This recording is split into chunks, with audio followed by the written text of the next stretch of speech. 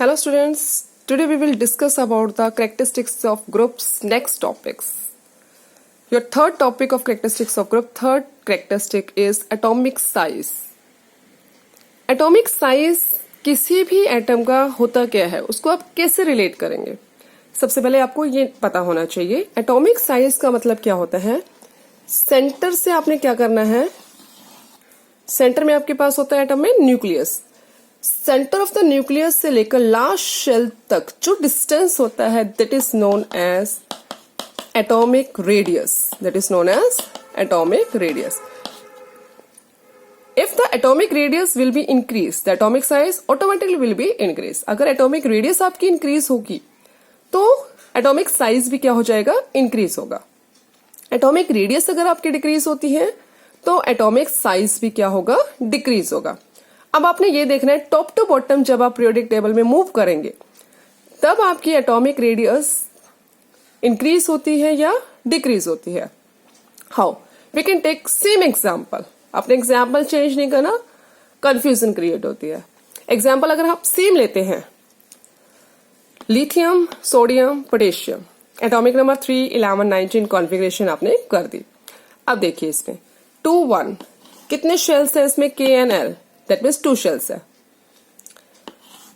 Sodium has 3 shell, potassium has 4 shell. Next अगर हम आप और एलिमेंट करेंगे तो भी उसमें क्या होंगे, शेल्स इंक्रीज होते जाएंगे।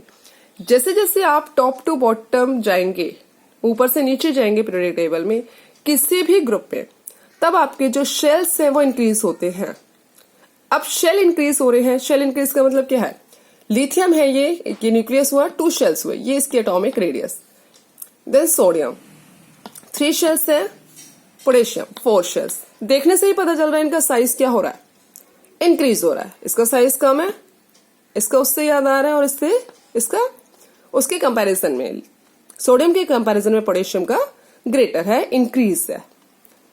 दैट मीन्स जैसे जैसे हम ऊपर से नीचे जाते हैं तो हमारा जो साइज होता है, एटॉमिक रेडियस होती है, वो इंक्रीज होती है। और एटॉमिक रेडियस इंक्रीज होती है तो एटॉमिक साइज भी क्या होगा, इंक्रीज होता है।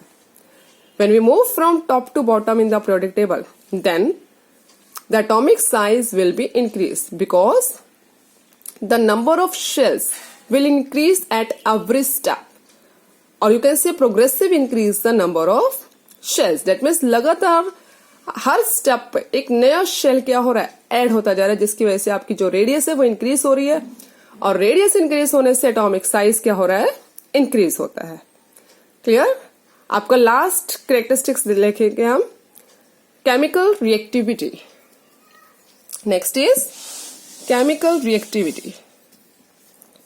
योर फोर्थ, केमिकल रिएक्टिविटी के लिए आपने मेटल और नॉन मेटल का अलग अलग केस लेंगे। केमिकल रिएक्टिविटी क्या होती है, केमिकल रिएक्टिविटी का सिंपल मीनिंग होता है कि कोई भी एलिमेंट कितनी इजीली इलेक्ट्रॉन को लूज करता है या गेन करता है, वो उसकी केमिकल रिएक्टिविटी होती है। तो मेटल्स जो होती है वो इलेक्ट्रॉन्स को लूज करती है, तो उसकी रिएक्टिविटी हमें लूजिंग कैटेगरी से देखनी है। और जो नॉन मेटल्स होती हैं वो इलेक्ट्रॉन्स को गेन करती हैं, तो उसकी जो हमें रिएक्टिविटी देखनी है वो गेनिंग टेंडेंसी से देखनी है। हम एग्जाम्पल पहले ले रहे हैं, जो सेम एग्जाम्पल ये किसका है, मेटल का है। पहले हम इसमें देखेंगे मेटल्स में कि रिएक्टिविटी डिक्रीज होगी या इंक्रीज होगी हमारी। देखिए एग्जाम्पल सेम है। अब आपने ये देखना है कि लिथियम जल्दी इलेक्ट्रॉन को लूज करेगा कंपैरिजन टू सोडियम और पोटेशियम, या पोटेशियम जल्दी लूज करेगा, और क्यों। देखिए इसके पास, यहां से देखिए डायग्राम से आप अगेन, लिथियम के पास 2 शेल्स है, सोडियम के पास 3 शेल्स है, पोटेशियम के पास 4 शेल है। अब कौन इलेक्ट्रॉन को जल्दी लूज करेगा, जो न्यूक्लियस से दूर है, far away from the nucleus. जितना आप इलेक्ट्रॉन शेल दूर होगा आपका न्यूक्लियस से, वो उतनी जल्दी इलेक्ट्रॉन को क्या करता है, लूज कर देता है। जो उसका अट्रैक्शन जो है न्यूक्लियस से कम हो जाता है। जब अट्रैक्शन, फोर्स ऑफ अट्रैक्शन कम होगा न्यूक्लियस से, तो इलेक्ट्रॉन को इजीली क्या करेगा, लूज कर देगा। तो जब ये इलेक्ट्रॉन को जल्दी लूज करेगा, ये इसके कंपैरिजन में ये कम लूज करेगा, और ये टाइटली बॉन्डेड हो जाएगा। इसका मतलब टॉप टू बॉटम हमारी जो केमिकल रिएक्टिविटी होती है मेटल्स की, वो क्या होती है, आपकी इंक्रीज होती है। टॉप टू बॉटम मेटल की केमिकल रिएक्टिविटी इंक्रीज होती है because the tendency to lose the electron will increase. Clear? इसके साथ ही हमने क्या देखना है अब? नॉन मेटल का एग्जाम्पल. अब नॉन मेटल में जब आप देखते हैं तो नॉन मेटल्स में अभी आपके पास क्या होगा? अब यह नॉन मेटल्स में क्या करना होता है? इलेक्ट्रॉन्स को गेन करना है. तो हम एग्जाम्पल लेते हैं फ्लोरीन, क्लोरीन और ब्रोमीन का. That is non metal. Fluorine, chlorine, bromine. अब फ्लोरीन, क्लोरीन, ब्रोमीन में भी अगर हम बात करते हैं 9, आप 2 एग्जाम्पल से भी क्लियर कर सकते हैं क्योंकि आपको एटॉमिक नंबर 20 तक लर्न होता है इजीली. फ्लोरीन का एटॉमिक नंबर होता है आपके पास 9, क्लोरीन 17, 2 7 2 8 7. अब इसने क्या करना है? 1 इलेक्ट्रॉन को गेन करना है. इसने भी क्या करना है? 1 इलेक्ट्रॉन को गेन करना है. सेम आपका डायग्राम बन रहा है.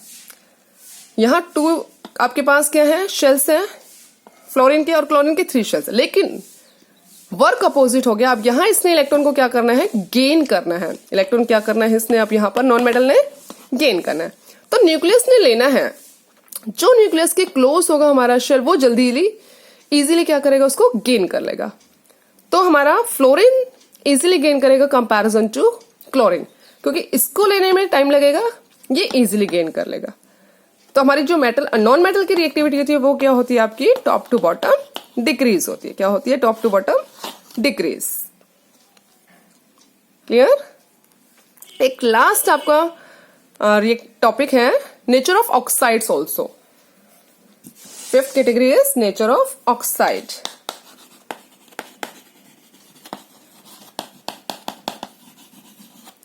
नेचर ऑफ ऑक्साइड का मतलब क्या होता है कि जो आपके मेटल और नॉन मेटल है वो किस टाइप के ऑक्साइड बनाते हैं? एसिडिक और बेसिक. ठीक है.